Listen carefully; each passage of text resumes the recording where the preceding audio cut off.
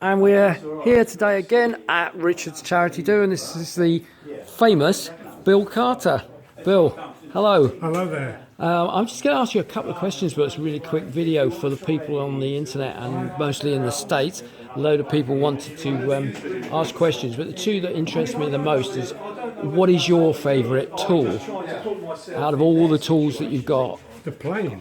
The plane. Which plane's that one? This one. This is the one. But the mitre plane in general is my favourite. Oh, absolutely, mine too. But this one is one you restored, I think, from an old. Didn't you get that one that was all I did battered infill and? it. It was badly knocked about. Complete infill about 30 years ago. And that's English boxwood, that. Yeah, in linseed.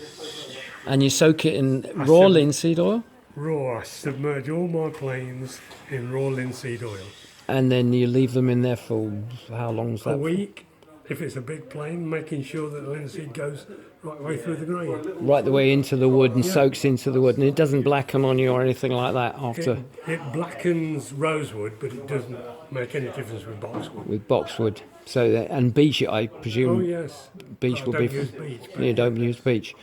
That's a stunning plane. It is real, and that's not up for sale, is it? I don't think. no, well, Couldn't afford it. Everything's for sale. right price. But when I got this plane, and I've never worn an iron out in my life, these knife planes are very long irons. The iron had been worn down to beyond that level there, and the man had sawed it off there so he could carry on tapping. And when you take, it's got the original rear infill in the plane, and the back of the iron goes down to about there. It's left a mark on the bed of the plane.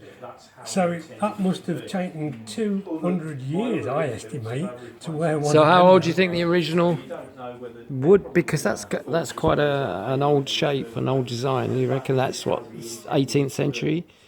I wouldn't be surprised if this doesn't predate what they class as the first mitre planes made in Britain that are dovetailed steel, because they've been doing castings in bronze for 4,000 years. Yeah. And to wear one of them down, as I've explained.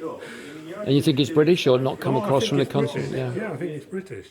I have got a similar one recently turned up in America, but it's British. It's got a Cupid bow bottom on the wedge, it's all in ebony. Very similar. Well, it's similar to that bit there.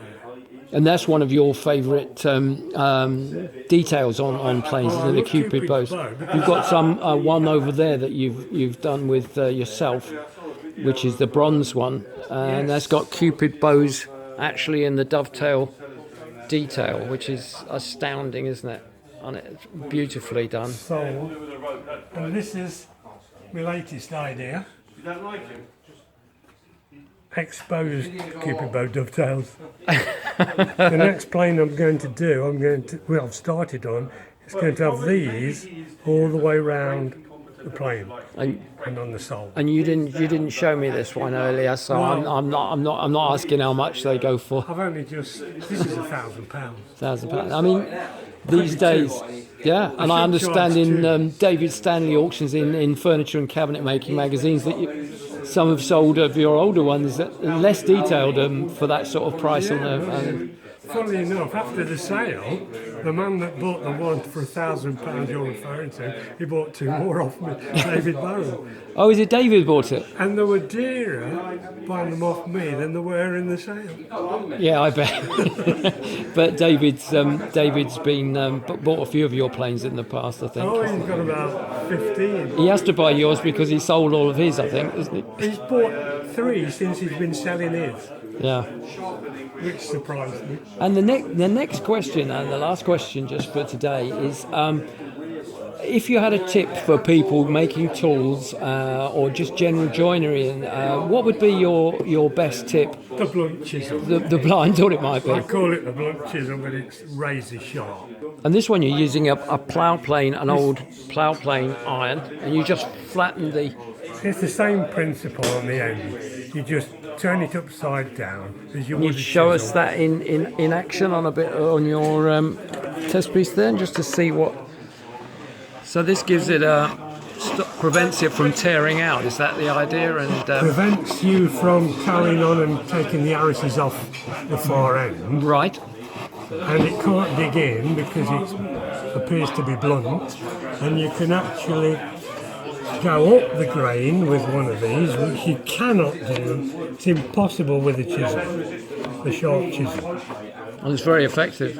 Oh, very. I think. I think people have seen that. I certainly picked that up at an early stage. It's on your techniques on your website, and that's also where you've got all your latest projects. And I know Sarah keeps that going for people who wanted further information on some of the tips of your plane making. Well, thank you very much, Bill, for spending time with us today. I know it's been a busy day, a bit crowded. Thank you so much, sir. Thank you.